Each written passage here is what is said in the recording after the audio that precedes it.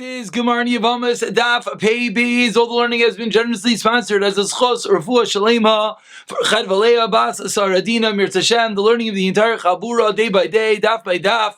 Every word of Torah Keneged Kulam shall ultimately bring Chavalea Bas Saradina an incredible and complete refuah shalema b'karev. As well as learning Shvias Choshilav Zochaim and Devar Tamzir Zarach Shalom Levizava Oivim Intelligent and Chaya V'Lamiyud Esbas Simam Halka. As well as learning Shvias Choshilav Shem Shal Yisem and Eved Shmom Antila Naftali Sim Mechles Chama Bas Riba Sar Blum Bas Mindel Chai Meshishum Amalka B'Shavigu Shechana B'Soich Shar Chayli Yisrael. We're holding on PB's Amid Aleph. We're about 10 lines in which we're in the middle of trying to understand that Ula Reish Lakish, according to the opinion of Reish Lakish, and as we get into things today, we'll remind yourself of all the dinim and the machlokes Rav Yechon and Reish Lakish, what is considered a davar shebeminyan, whether it is something that's only exclusively counted as shedarkoi limnois, only if something is 100% counted, then it's chashiv, then it's not batal, or no, kol shedarkoi limnois, even if at times it's counted, that's enough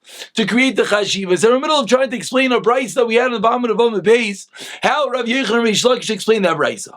So the Gemara is explaining the Reish Lakish Meishna Reisha Meishna Seifa. Right now we're explaining that according to Shitas Rav Reish Lakish, the brayso is referring to nimucha. The brayso is referring to pieces of meat that are dissolved, and therefore the Gemara wants to know, I don't understand. Why, in the end of what is the difference between the two cases in the brayso? Why, in the first case, is it yes, batal? And why is the second case, is it not batal? What is the reason for not to be batal? If all the pieces are stuffed and mushed together to the nimucha, why should it not be batal? So says the Gemara 8 lines down, the first word of the line is Amar Rav Shishi Breid Ravidi Reisha B'Tomas Mashkin D'Rabanan Seifa D'Araisa. Says of Shishi a totally new way of understanding the brayso. The difference between the first case of the brayso and the second case of the brayso is in that the first case is a din derabanan. It's dealing with Tomas Mashkin. It's only a din derabanan, whereas the seifa, which was a case of the pieces of meat, the tar meat that was mixed together with the chulin meat, is dealing with a din deraisa, and that is the reason why it will not be batal. So the reisha is batal because it's a din derabanan. The seifa is not batal because the din deraisa. Asks the Gemara, but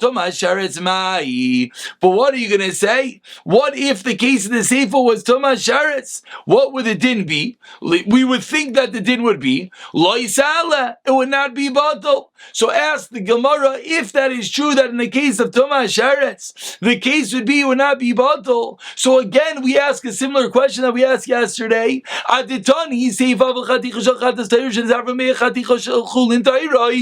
Why did this Seifa say a case of cases of Chatos Tahira that were mixed together with Chatos Chulin Tahira Lo Yisala, and said that was the case that it's not batal, in which now we're explaining the reason being because it's a din daraisa, it's not batal. Asks the Gemara, Niflik b'nistei b'dida, the brayso should have differentiated within the case itself. That b'med v'aram amuruman, is this true but Tomas Mashkin? That's only by Tomas Mashkin. Aval b'Tomas Sheretz loy, but the din of Torah Sheretz would not be that way. It says the Gemara, the same Darius that we saw yesterday, Tahira b'Tahira is adivlei. It was more adif, it was more desirable to the Tana of the brayso to explain the case of tar and tar. And I don't think we saw this Rashi yesterday. Let's see the Rashi today. Rashi is towards the top because it's really going in the previous piece of the Gemara. Rashi explains what is this chiddush of Tahara b'Tahira adiflei. The chiddush is that even though they're both tar, it's chulin and it's chatos, but they're both tar. V'shayich bu bittul, says Rashi 4 lines from the top, and it's possible to say bittul tfei. It's more normal to say bittul because they're both tar. Dashchinim b'sechas terumais, truma tahira b'chulin tahira, not kol ma'idin shayla, and everyone says it's batul. But truma tameo tahira, there's a machlokes. So there's more reasons to say there's yes batul. Again, when I have a tamei and a tar entity that mix together, that's a machlokes b'shami b'sil if it's batul. But if it's two tar entities, everyone agrees it's batul. So there's more reason to say it would be batal. So that's a very big chiddush. The seifa of the brayso is teaching that even though it's chulin, it's chatos, that they're both tar. If they're both tar, there's all the reason in the world to say that it's yes batal. Still, says the Brisa, no, and that is the Chiddush of the Brisa, explains the Gemara. Continues the Gemara, Rabba Amar. So that was teretz number 1 of explaining Shitas Reish Lakish in the Brisa. That was Rav Shisha Brei Ravidi. Continues the Gemara, Rabba Amar, Reisha Isser Lav, Seifa Isser Kares. Says Rabba, no, there's a fundamental difference between the cases of the Reisha and the cases of the Seifa, in that the Reisha is discussing in Isser Lav. Rashi's all the way in the bottom, towards the end of the narrow lines. Rashi says, Tomas Basar Kodshim, it's in Isser Lav, whereas in the Seifa, when we're discussing Kodshin Chulin, then you're going to potentially have Kares, if you're going to be Tameh, etc. So explains the Rabbah that the difference between the Reisha and the Seifa is what level of Isser we're discussing. Asks the Gemara, says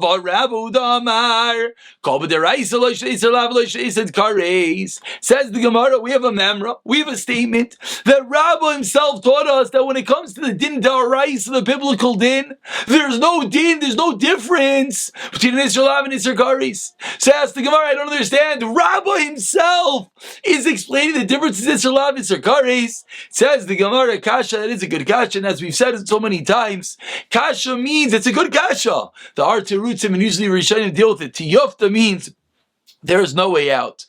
Continues the Gemara of Ashi Amar, about 20 lines to the bottom. The first line is Isser, a third understanding of the Shita of Reish Lakish.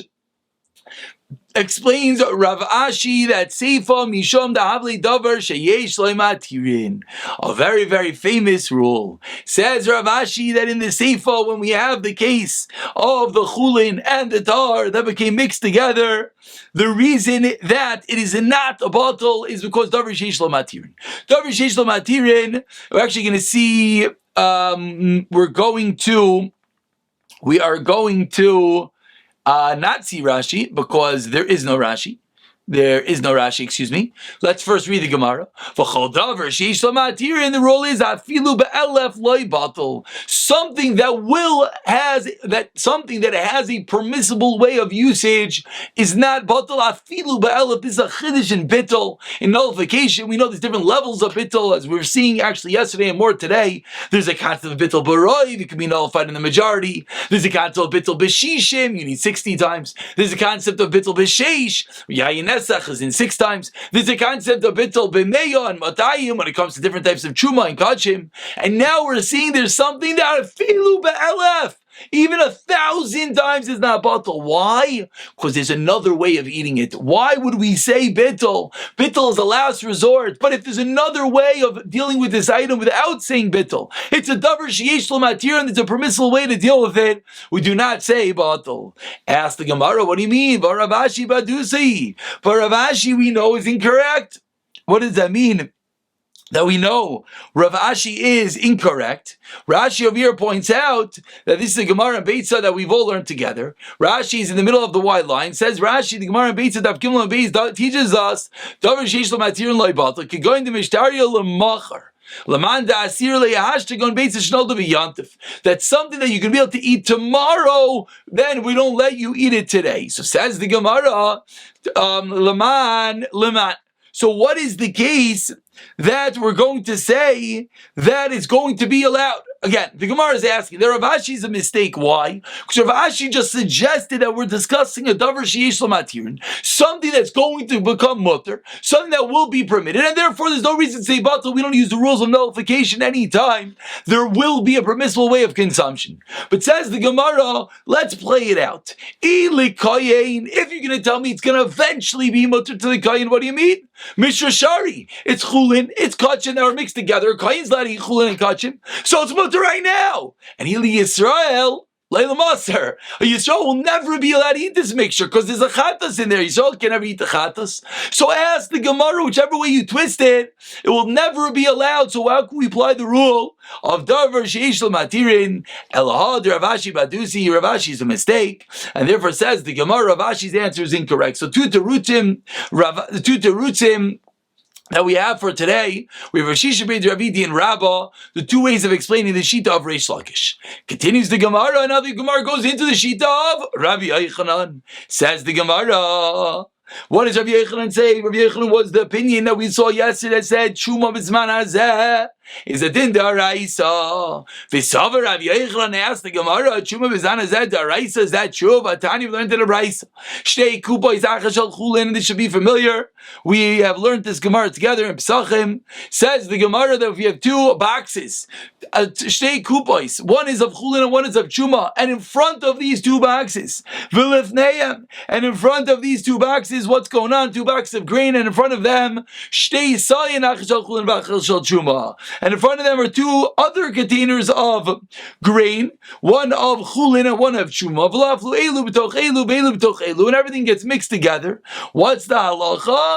Hare elu mutarin. The chulin is still mutar. Why? Shani oimer Truma l'tech Truma nafla v'chulin t'ech chulin nafla. They're allowed to assume on a halachic level that everyone fell into the right box. Ve'omar Reish Lakish, and Reish Lakish explains what is the scenario that you could assume such. Ve'u sherabu chulin ala Truma. It's only if there's more chulin than Truma. If you have roiv, then Reish Lakish explains we can assume they fell like it to like. Ve'Rav Yochanan Amar, here's the clincher, here's the kasha. 4 lines from the bottom of Febizim and Aleph.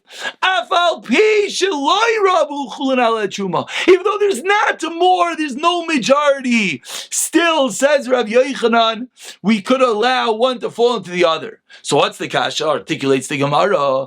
Bish lama l'reish lakish. Kasavar b'dirabanan nami reboyu debinan. You needed roiv on it in dirabanan. El Rav Yochanan kasha. But how are you going to explain according to Rav Yochanan? According to Rav Yochanan, if you're telling me that Truma b'zman hazeh is a din daraisa, how could Rav Yochanan possibly say that even if there's not a majority, we're going to assume that the like fell into like, but it's a din daraisa? Explains the Gemara. Hamani, Rabbi Yochanan retorts and answers that Braisa is Rabbanani. That Braisa is the opinion of the Rabbanan. As we turn over to Amid Beis, that's the Rabbanan. Va'ana, and I, Rabbi Yochanan, says the Amri ki Rabbi Yosi. I hold like Rabbi Yosi. In our Mishnah, in which we started this whole Rabbi Yochanan Reish Lakish party, our Mishnah where Rabbi Yochanan came involved and said that Truma b'zman hazeh is the Raisa. Our Mishnah that Rabbi Yochanan allowed the Androgenes to feed his wife, the Androgenes Kain to feed his wife Truma, is going like Rabbi Yosi. The Tanya has learned in a Raisa, b'Seder Olam, the Raisa of Seder Olam, Asher Yoshua v'secha v'yirashta, that says in the pasuk, Hashem's going to bring us into Eretz Yisrael, pasuk in Devarim, that our fathers, Asher Yoshua v'Yisecha, conquered v'yirashta, and we are going to conquer and inherit it. Yerusha, Rishayna, Ushniya, Yesh Lahem. The first and second Yerusha, the 2 times they were makdish, they sanctified Eretz Yisrael. That is when it happened. But Shlish is Ein Lahem. There will never be a 3rd time that you have to, because the second Kedusha will stand. V'amar Rav Yochanan Matana Seder Olam Rav Yosi. Says Rav Yochanan, that is the Tana Rav Yosi, is that the Kedusha continues Olam Vod. So says Rav Yochanan, Truma b'zman hazeh is a deraisa based on the original Kedusha that never disappeared. Continues the Gemara, v'sav Rav Yochanan. Ask the Gemara. One second. Based on what we're just saying, ask the Gemara, you going to tell me that Rav Yochanan holds that on a Derabanan level you do not need Roiv? Meaning, on the Bryce, on the bottom of Rabban Aleph, Rav Yochanan, you don't need Roiv. You have these 2 boxes of Chulin and Truma. We have 2 other items of Chulin and Truma. We can assume they fell into their own counterparts. Ask the Gemara, why on a Derabanan level don't you need Roiv? V'atanan, we learned in a Mishnah, Mikvah Sheish V'Arba'im Sa, the requisite size of a mikvah being 40 sa. That's the size of the mikvah. Mechuvan is exact. Nasan sa. So he pours into a sa of water. V'not al sa. And he takes out a sa of water. Kosher. It's kosher.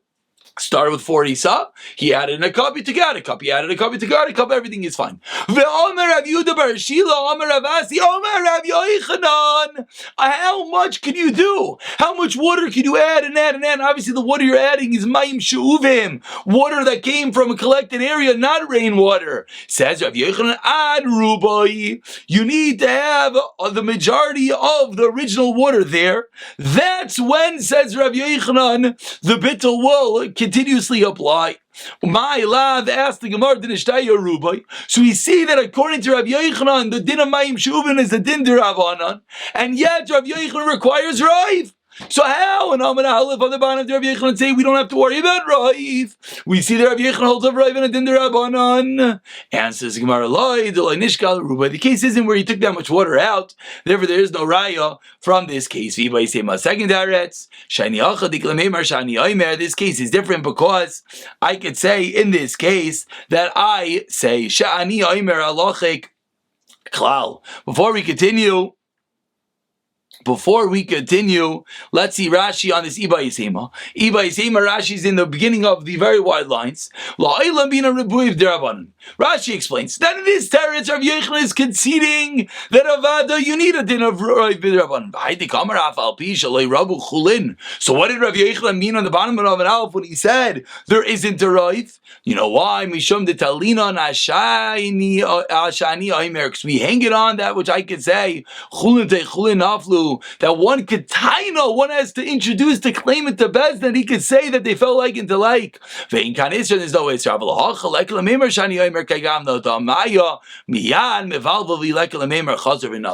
In the case of water, you can't assume that the water you put in is the water you took out. It's impossible. Therefore, you don't have this concept of Shani Omer, but over there by the Shuma, you could have the potential claim that the person could say, no, I know which one it fell into, and therefore, you do not need Roiv.